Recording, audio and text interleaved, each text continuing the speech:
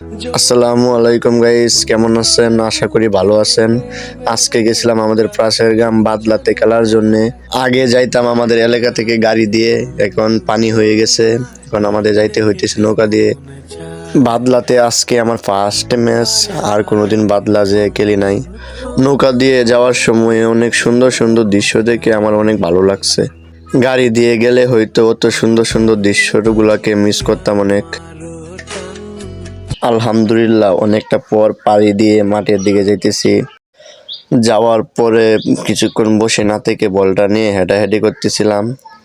কিছুক্ষণ হেঁটাহেঁটি করে অবশেষে মাঠে চলে গেলাম।